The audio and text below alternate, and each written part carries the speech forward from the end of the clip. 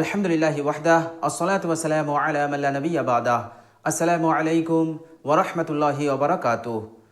প্রিয় দর্শক, কাছে দূরে দেশ ও বিদেশে যে যেখানে অবস্থান করছেন সকলকে জানাই আমি আমার আন্তরিক সালাম, শুভেচ্ছা, অনেক অনেক অভিনন্দন। প্রিয় দর্শক, পবিত্র জিলহজ মাস পড়ে গেছে, আজকে তার 1 তারিখ। প্রিয় দর্শক, পবিত্র জিলহজ মাস হচ্ছে আল্লাহ সুবহানাহু ওয়া তাআলা 12 মাসের মধ্যে যে 4টে মাসকে সম্মানিত করেছেন। আল্লাহ সুবহানাহু ওয়া তাআলা পবিত্র কোরআনে সূরা তাওবার 36 নম্বর আয়াতে বলেছেন, বিসমিল্লাহির রহমানির রহিম, ইন্না ইদ্দাতাশ শুহুরি ইনদাল্লাহি ইসনা আশারা শাহরান ফি কিতাবিল্লাহ। অর্থাৎ আল্লাহ সুবহানাহু ওয়া তাআলা বলছেন, নিশ্চয়ই আল্লাহ সুবহানাহু ওয়া তাআলার বিধান এবং গণনায় মাস হচ্ছে 12টি। ইয়াউমা খালাকাস সামাওয়াতি ওয়াল আরদা মিনহা আরবাআতুন হুরুম। অর্থাৎ জমিন এবং আসমান সৃষ্টির বহু পূর্বে এ বিষয়টা তয় হয়ে গেছে, অর্থাৎ গণনায় মাস হবে 12টি। এরপর আল্লাহ সুবহানাহু ওয়া তাআলা বলছেন, এই 12 মাসের মধ্যে 4টে মাস হচ্ছে সম্মানিত, মিনহা আরবাআতুন হুরুম।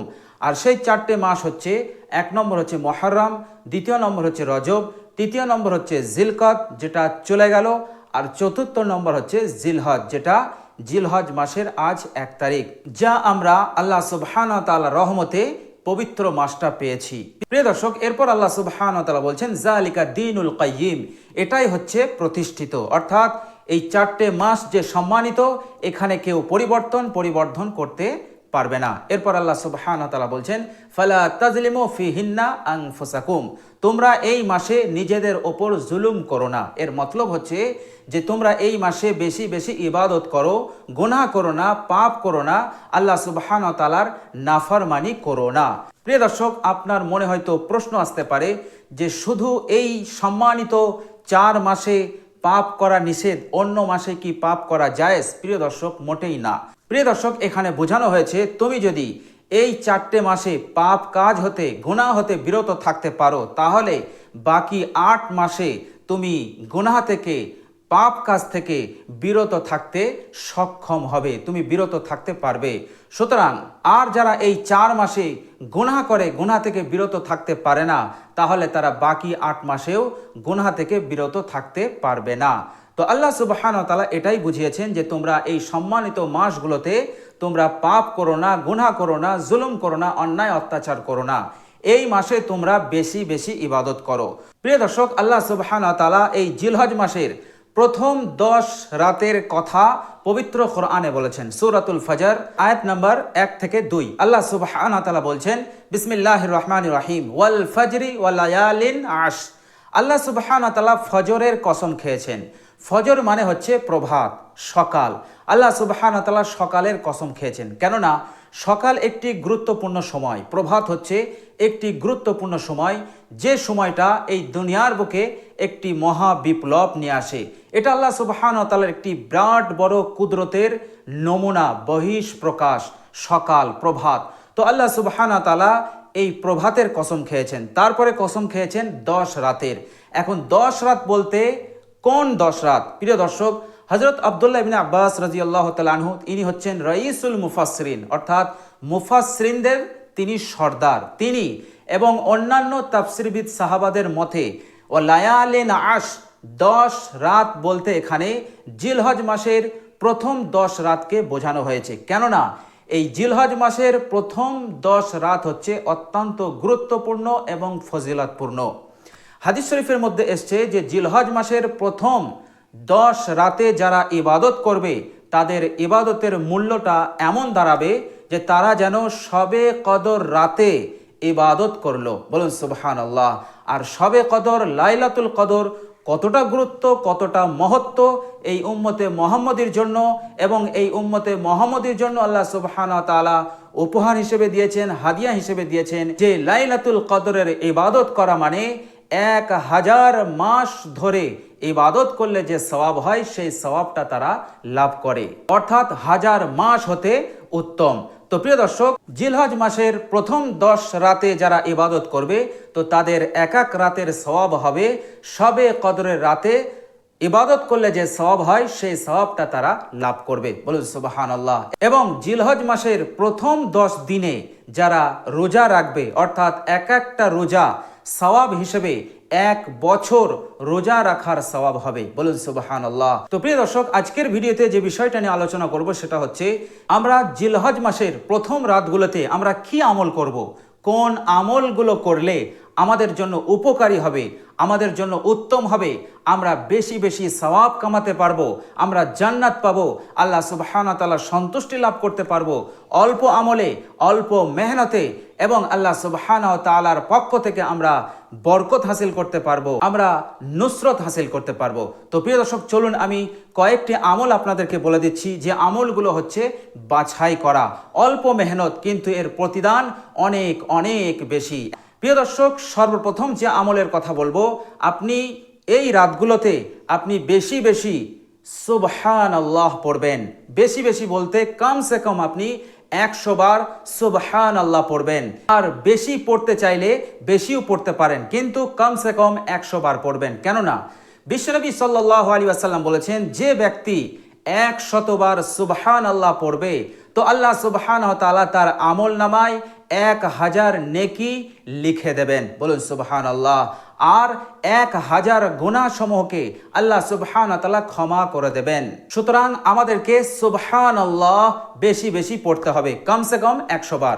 এরপর আপনি পড়বেন আলহামদুলিল্লাহ। আলহামদুলিল্লাহ কমসে কম আপনি 100 বার পড়বেন। বিশ্বনবী সাল্লাল্লাহু আলাইহি ওয়াসাল্লাম আলহামদুলিল্লাহ সম্পর্কে বলেছেন, যে ব্যক্তি আলহামদুলিল্লাহ পড়ল সে উহুদ বরাবর সওয়াব কামিয়ে নিল। আল্লাহু আকবার সম্পর্কেও বিশ্বনবী সাল্লাল্লাহু আলাইহি ওয়াসাল্লাম বলেছেন, আল্লাহু আকবারের সওয়াব উহুদ পাহাড় সমতুল্য। বলুন সুবহানাল্লাহ। এরপর আপনি পড়বেন লা ইলাহা ইল্লাল্লাহ, এটাও আপনি 100 বার পড়বেন। বিশ্বনবী সাল্লাল্লাহু আলাইহি ওয়াসাল্লাম লা ইলাহা ইল্লাল্লাহ সম্পর্কে তিনি বলেছেন যে লা ইলাহা ইল্লাল্লাহ এটি এমন একটি কালমা, যে কালমা কোনো গুনাহকে ছাড়ে না। অর্থাৎ যে ব্যক্তি এই কালমাকে পড়ে আল্লাহ সুবহানাহু ওয়া তাআলা তার জীবনের সমস্ত গুনাহ খাতাকে তিনি ক্ষমা করে দেন। আর এই কালমার ন্যায় কোনো নেক আমল নাই, এটা বিশ্বনবী সাল্লাল্লাহু আলাইহি ওয়াসাল্লাম বলেছেন। সুতরাং কালেমায়ে লা ইলাহা ইল্লাল্লাহ বেশি বেশি আমাদেরকে পড়তে হবে, কমসে কম 100 বার। এর চাইতে আরো বেশি আপনি পড়তে পারেন। আরেকটি জিকির করবেন যেটা হাদিস শরীফের মধ্যে এসেছে, সুবহানাল্লাহি ওয়ালহামদুলিল্লাহি ওয়ালা ইলাহা ইল্লাল্লাহু ওয়াল্লাহু আকবার ওয়ালা হাওলা ওয়ালা কুওয়াতা ইল্লা বিল্লাহ। এই জিকিরটা আপনি করবেন। বিশ্বনবী সাল্লাল্লাহু আলাইহি ওয়াসাল্লাম বলেছেন, যে ব্যক্তি এইভাবে জিকির করে আল্লাহ সুবহানাহু ওয়া তাআলা খুশি হয়ে তার উপর খুশি হয়ে বলতে থাকে, আমার বান্দা আমার অনুগত হয়ে গেছে, আমার বান্দা নিজেকে আমার কাছে সুপুর্দ করে দিয়েছে। বলুন সুবহানাল্লাহ। এখানে আল্লাহ সুবহানাহু ওয়া তাআলা সেই বান্দার ওপর অত্যন্ত খুশি হয়ে যান, রাজি হয়ে যান। আর আল্লাহ যার উপরে সন্তুষ্ট হয়ে যাবে, রাজি হয়ে যাবে, দুনিয়া পরকালের সকল ভালাই আল্লাহ সুবহানাহু ওয়া তাআলা তার করে দেবেন। বলুন সুবহানাল্লাহ। তো আমরা এই জিকিরটাও করতে থাকবো। প্রিয় দর্শক, আর আমরা ইস্তেগফার পড়ব। কি ইস্তেগফার পড়ব? আস্তাগফিরুল্লাহ ওয়া আতুবু ইলাই, আস্তাগফিরুল্লাহ ওয়া আতুবু ইলাই। এইভাবে করে আমরা ইস্তেগফার করব। প্রিয় দর্শক, আরেকটা জিকির আমরা বেশি বেশি করব, সেটা হচ্ছে লা ইলাহা ইল্লাল্লাহ আল্লাহু আকবার ওয়ালা হাওলা ওয়ালা কুওয়াতা ইল্লা বিল্লাহ। হাদিস শরীফের মধ্যে এসেছে, যে ব্যক্তি জমিনের ওপরে থাকতে থাকতে এই কালমাগুলো পড়বে আল্লাহ সুবহানাহু ওয়া তাআলা তার জীবনের সমস্ত গুনাহকে ক্ষমা করে দেবেন, যদিও তার গুনাহ সমুদ্রের ফেনা সম পরিমাণ হোক না কেন। আল্লাহ সুবহানাহু ওয়া তাআলা তার ছোট বড় সমস্ত গুনাহকে ক্ষমা করে দেবেন। সুতরাং এই জিকিরটাও আমাদেরকে বেশি বেশি করতে হবে। লা ইলাহা ইল্লাল্লাহ ওয়াল্লাহু আকবার ওয়ালা হাওলা ওয়ালা কুওয়াতা ইল্লা বিল্লাহ। প্রিয় দর্শক, আর আমাদেরকে যে আমলটা করতে হবে সেটা হচ্ছে বিশ্বনবী সাল্লাল্লাহু আলাইহি ওয়াসাল্লামের উপরে দরুদ। আমাদেরকে বেশি বেশি দরুদ পাঠ করতে হবে। যে ব্যক্তি বিশ্বনবী সাল্লাল্লাহু আলাইহি ওয়াসাল্লামের উপর একবার দরুদ পাঠ করবে আল্লাহ সুবহানাহু ওয়া তাআলা তার উপর 10টি রহমত নাযিল করবেন। আর একটি রহমত জান্নাতে যাওয়ার জন্য যথেষ্ট হয়ে যাবে, নাজাতের জন্য যথেষ্ট হয়ে যাবে। কিন্তু আল্লাহ সুবহানাহু ওয়া তাআলা ভালোবেসে 10টি রহমত নাযিল করবেন। প্রিয় দর্শক, তাছাড়া 10টি গুনাহ ক্ষমা হবে, 10টি মর্যাদা আল্লাহ সুবহানাহু ওয়া তাআলা উন্নত করবেন এবং কাল কিয়ামতের কঠিন দিনে বিশ্বনবী সাল্লাল্লাহু আলাইহি ওয়াসাল্লামের সঙ্গে থাকতে পারবেন। এই সৌভাগ্য আল্লাহ সুবহানাহু ওয়া তাআলা আপনাকে দান করবেন। সুতরাং আমাদেরকে বেশি বেশি দরুদ শরীফ পাঠ করতে হবে। কি দরুদ পড়বেন?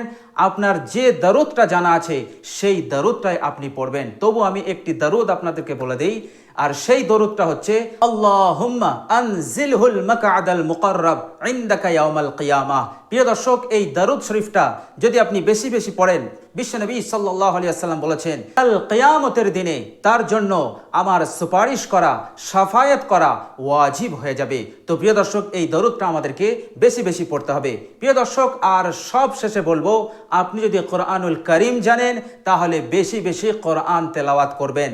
খাস করে সূরাতুল ইয়াসিন পড়বেন, সূরা ওয়াকিয়া পড়বেন, সূরাতুর রহমান পড়বেন, সূরা মুজ্জাম্মিল, সূরা মুদ্দাসির, এই সূরাগুলো আপনি বেশি বেশি পড়তে পারেন। অন্যান্য সূরাও পড়বেন, কিন্তু এই সূরাগুলো আপনি বেশি বেশি পড়ার চেষ্টা করবেন। প্রিয় দর্শক, তো জিলহজ মাসের প্রথম 10 রাতগুলোতে আপনি এইভাবে ইবাদত করে কাটান, ইনশাআল্লাহ অল্প মেহনত কিন্তু এর প্রতিদান অনেক অনেক বেশি। মৃত্যুর পর নাজাত, জান্নাত অবশ্যই আল্লাহ সুবহানাহু ওয়া তাআলা আপনাকে দান করবেন। আর দুনিয়ার বুকে যতদিন হায়াতে থাকবেন আল্লাহ পাক চতুর্দিক হতে বরকত নাজিল করে দেবেন। আপনার জিন্দেগিতে, আপনার কাজে কর্মে, আপনার বাড়িতে, আপনার সংসারে আল্লাহ সুবহানাহু ওয়া তাআলা বৃষ্টির ন্যায় বরকত অবতীর্ণ করতে থাকবেন। এই আমলগুলো করার চেষ্টা করব। আর যদি পারেন দিনের বেলায় রোজা রাখার চেষ্টা করবেন, কেননা এক দিনের রোজা 1 বছর রোজা রাখার সমান। প্রিয় দর্শক, আমরা সকলেই চেষ্টা করব বেশি বেশি আমল করার। আল্লাহ সুবহানাহু ওয়া তাআলা আমাদের সকলকে কবুল করুন। সকলে বলি আমিন।